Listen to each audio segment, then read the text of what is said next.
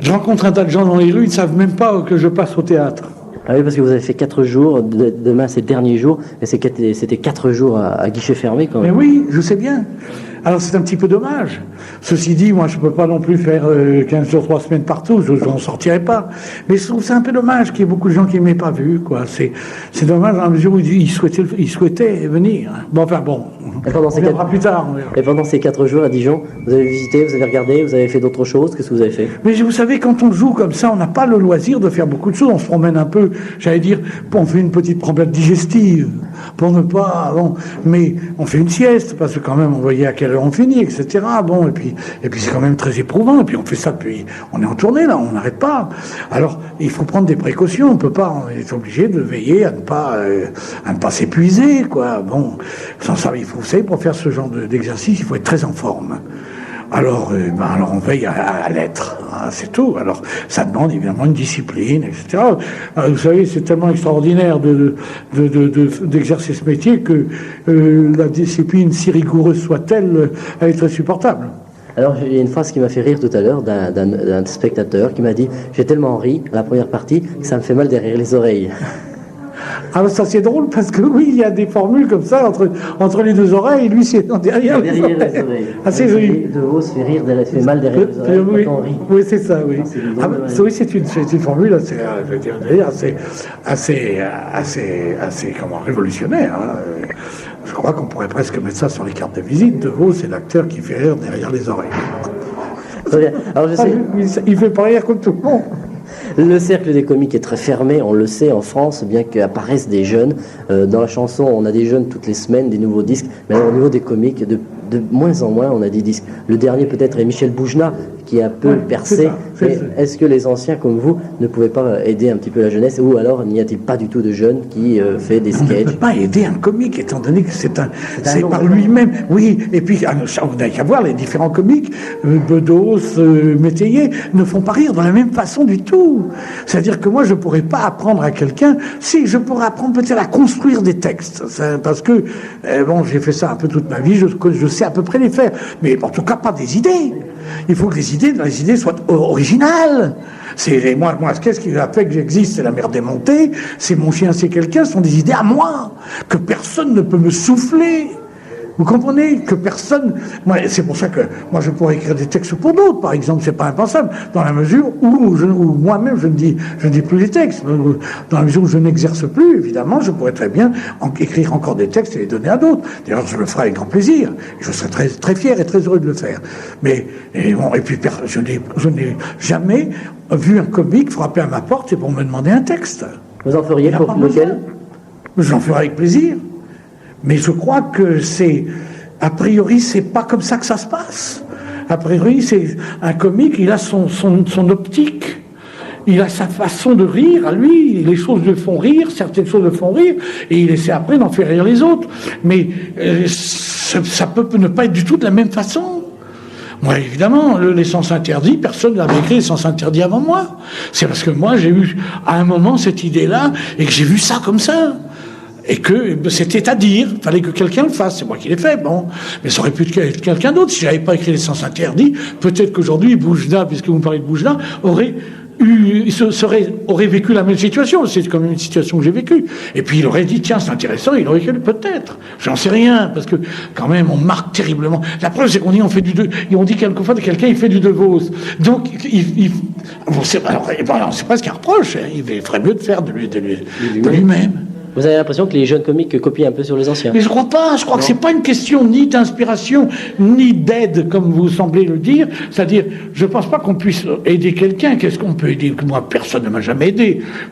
Lorsque j'ai commencé à écrire des textes, je me suis présenté dans des petits cabarets. Puis j'ai dit, écoutez, alors il m'a dit, vous passerez après le spectacle. Et ça, c'est sur le tas.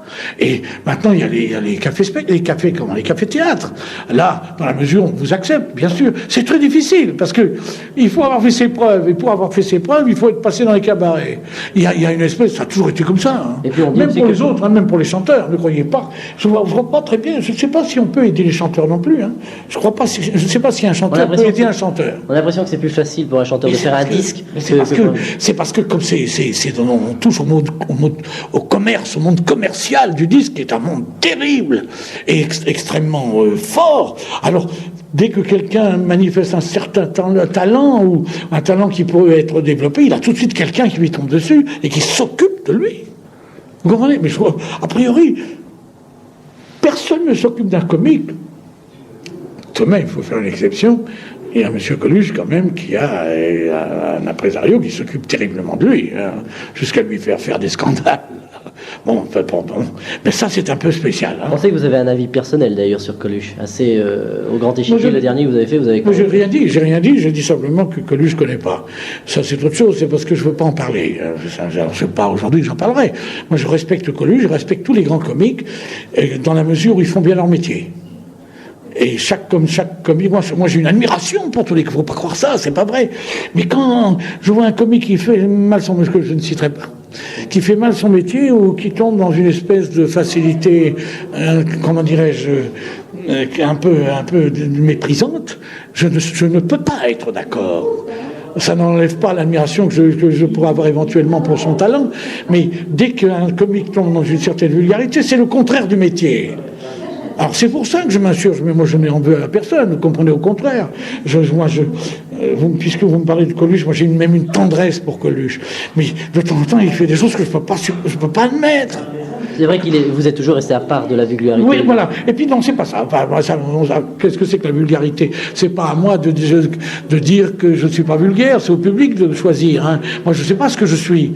Hein, bon. Mais je crois plutôt qu'il faut dire que j'ai toujours été en marge, que j'ai toujours fait le métier.